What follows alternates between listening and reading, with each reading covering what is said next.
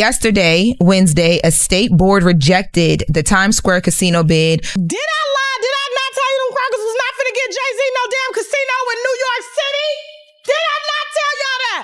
This man done would have took a loan against his house because they wouldn't even give him a loan to go and put a bid in on the casino because he had the owner of Caesar's Palace and then he had an ex-federal informant and mob ties down there trying to put a bid on a casino to bring it to Broadway. Jay-Z is heated right now, and honestly, who wouldn't be? Imagine putting your billionaire name, your brand, and your entire legacy on a flashy Times Square casino project, only for the city to slam the brakes before it even got out the gate.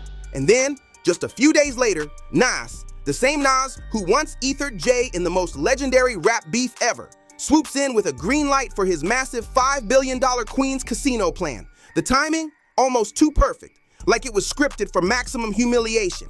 And if that wasn't messy enough, Queensborough President Donovan Richards made sure to twist the knife. He stood in front of cameras and flat out bragged, "Queens gets the money. Sorry, Jay-Z, we win again." That's not just shade. That's a victory parade in Jay's face. Now the streets are buzzing, fans are piecing things together, and the whispers are all the same. This ain't just business, this feels personal. People can't help but say it. History is repeating itself. The memories of Takeover versus Ether are flashing back, and everyone's labeling this a betrayal in real time. Here's the play-by-play. Jay was backing this monster Caesar's Palace casino plan right in the middle of Times Square. Billions were on the table, a whole gambling empire in the heart of Broadway. Jay hyped it up like it was destined to be the crown jewel of New York City itself. We met the standard and then some, and the only one with courage to stand up is the governor and the mayor appointees, and everybody else runs and hides. But the pushback was brutal. The Broadway League came swinging. The residents raised their voices, and when the advisory committee stepped in, they shut it all the way down. Their answer was loud and clear: not here. And just like that, Jay's Times Square empire went up in smoke. Let's keep it real. Jay is not the type to take public L's. His whole brand has been built on always winning, always playing chess while everyone else is stuck on checkers. To see him get shut down before his casino pitch even reached the final stage, that's not just embarrassing. That's a crack in the mogul image he's been polishing for decades. And here's the sting that really cuts. Jay wanted Manhattan. He wanted the neon lights, the endless tourists, the glitz and glamour of Broadway. He wanted the stage of all stages. But instead, the city slammed the door right in his face. Then, almost like fate was laughing, just days later, Nas walks in with Queens and gets the big green light. This wasn't just a no for Jay. This was the perfect setup for a revenge storyline. Because one thing about Hov, he never forgets when somebody tries to play him. And that's why the streets are watching every move, waiting for his next chess piece. While Jay's Times Square dreams were crashing, Nas was quietly stacking up a win right in his own backyard. Queens Resorts World at Aqueduct, backed by Nas, just got the official go-ahead. And let's be clear, this ain't some little side hustle. This is a jaw-dropping $5 billion plan to transform Queens into its own mini Vegas. We're talking live table games, blackjack, poker, craps, a massive concert hall, and even a sports academy tied to NBA legend Kenny "The Jet" Smith. This isn't just a casino, it's a full-blown entertainment empire. And Nas, he's got equity, he's hands-on, and he's shaping the vision like a boss. And there's a theme in Queens, and I know Nas is a part of this. Queens get the money. Sorry, Jay-Z, we win again. I just had to rub that in. When Nas spoke on it, you could feel the energy. This wasn't just another business move. He called it a win for the community, saying it would bring jobs, open doors for families, and even help build the next generation of leaders. And then, with pure Queens pride, he dropped the mic. Clearly, with this project, the world is ours. That line alone sent chills. Because that's not just business talk, that's a statement. Now let's keep it real. That's a major flex, especially when you look at the timing. Jay gets shut down in Manhattan, and Nas swoops in as the Queens' hometown hero. Fans online are already clowning Jay, saying Nas just ethered him again, but this time with business receipts. And honestly, the internet isn't wrong. This feels way bigger than just a casino bid.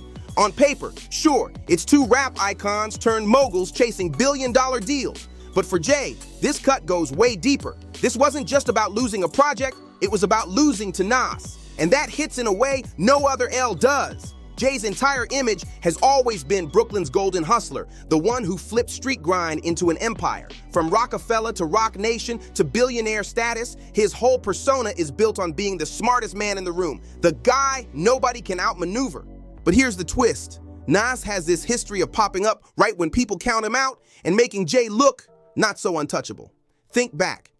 Jay once tried to clown Nas on Takeover, calling him irrelevant, washed, finished. And what did Nas do? He came back with Ether, dragged Jay through the mud, and flipped the whole narrative in one track. Now, years later, it feels like Nas just pulled another checkmate, this time in the business world. The casino drama feels like deja vu. Jay sets up this flashy Times Square empire. The city shuts him down, and then here comes Nas, Queen's underdog borough, stealing the win right from under him. But to really understand why this moment stings so deep, you gotta rewind and look at how their feud first lit up. Because trust, this rivalry didn't start with billions of dollars. It started with something way smaller and way more personal. Back in the mid-90s, Nas was already the chosen one of New York rap. When Illmatic dropped in '94, he instantly became the golden child, the rapper everyone looked up to.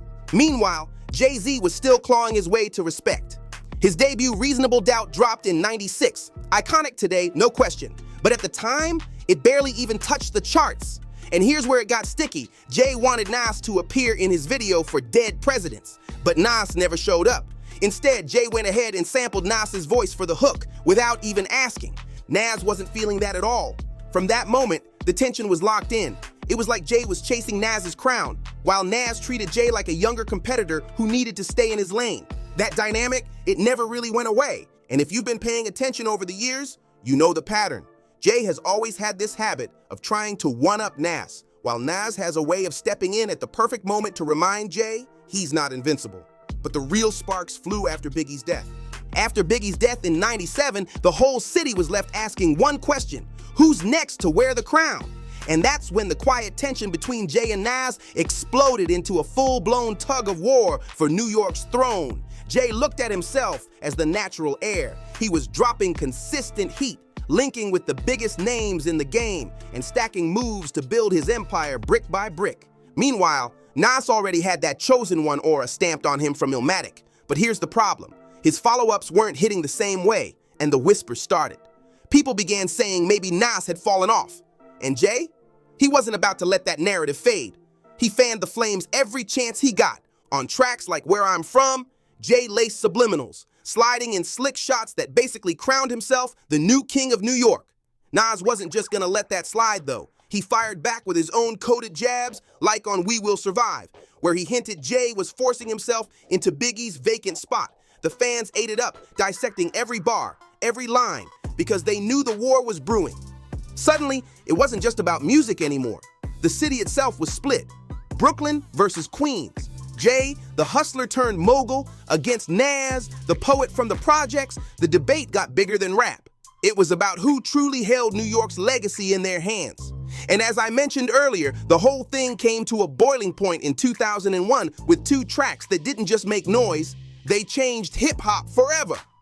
Jay finally dropped the gloves at Summer Jam and unleashed Takeover. He didn't hold back, calling Nas out by name, clowning him for only having one classic album, and flat out telling the world Nas's career was finished.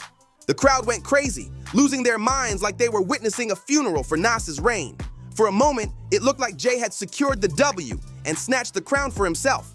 But then came Ether, and Nas wasn't just clapping back, he was aiming to destroy. Line after line, he torched Jay's credibility, mocked his looks, shredded his whole legacy. Fans were shocked at how savage it was, and the culture shifted instantly. Suddenly, people were saying Jay got bodied, and Ether officially became slang for annihilating someone. That's how legendary that track was. Now fast forward to today, this casino fiasco, it feels like Ether Part 2.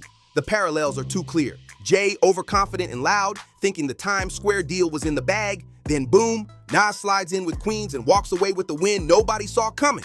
And just like in the battle, Jay didn't take that L in silence. Back then, he came swinging with Super Ugly, but instead of keeping it lyrical, he went below the belt, bragging about being with the mother of Nas's daughter. He thought it was gonna score him points, but instead, it blew up in his face. Fans weren't impressed, critics weren't impressed, and the kicker, even Jay's own mother wasn't impressed. She was so disappointed, she forced him to call Hot 97 and apologize live on air for crossing the line.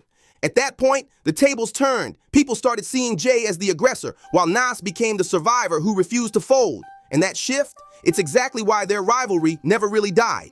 Every time Jay tried to bury Nas, somehow Nas flipped the script and made Jay look out of touch. But here's the twist. No matter how nasty it got, the war didn't last forever. After years of brutal diss tracks, insults, and public humiliation, both men shocked the entire culture with the most unexpected move ever. They actually squashed the beef. And they didn't do it behind closed doors. They did it for the whole world to see. In 2005, Jay was headlining his I Declare War concert. Fans were bracing themselves, thinking Jay was about to start new beefs, maybe even take shots at fresh targets. But instead, he pulled the ultimate plot twist. He brought Nas out as a surprise guest. The crowd lost their minds, screaming, gasping, phones in the air. These same two men who once wanted to obliterate each other's careers were now on stage together, shaking hands and performing side by side. It was one of those rare hip-hop moments that felt bigger than music itself. After all the disrespect, the dirt, the history, they were suddenly collaborators, dropping tracks like Black Republican and Success. But let's be real, that piece was never 100% pure. The rivalry didn't just vanish. That competitive energy, that quiet tension, it always lingered under the surface like unfinished business. And now, fast forward to today with this whole casino fiasco, it feels like the old wounds are reopening. The truce might just be over. And here's the part nobody's paying enough attention to. This isn't just Nas versus Jay, it's Queens versus Brooklyn all over again. And if you know New York hip-hop history, you already feel the weight of that. Brooklyn has always had the glitz, the big stage energy, Jay, Biggie, even the Barclays Center. It's always been about money, power, and image. Queens, though, that's the gritty underdog borough, home of legends like LL Cool J, Mobb Deep, Nicki Minaj, and of course Nas himself. So when Jay's Times Square casino vision got denied right in the heart of Manhattan, and Nas turned around and secured Queens with his billion-dollar empire plans, the symbolism was impossible to ignore. It's like the city itself is saying, Brooklyn dropped the ball, Queens carried the win. For fans who lived through the Ether era, this is deja vu in real time. It's not just that Nas outmaneuvered Jay, it's that he did it on home turf with the whole city watching and cheering. And for Jay, that humiliation cuts deeper than any rap battle. Because one thing about Hav, he never forgets when someone embarrasses him in public. So maybe this feud isn't about music anymore. Maybe the next chapter won't be settled in the studio or on stage. It'll be fought in boardrooms, through billion-dollar plays, and in who really gets to shape New York's future. What do you think? Has Nas just ethered Jay again, this time in business? Drop your thoughts in the comments. Don't forget to like, share, and subscribe, and I'll see you in the next one.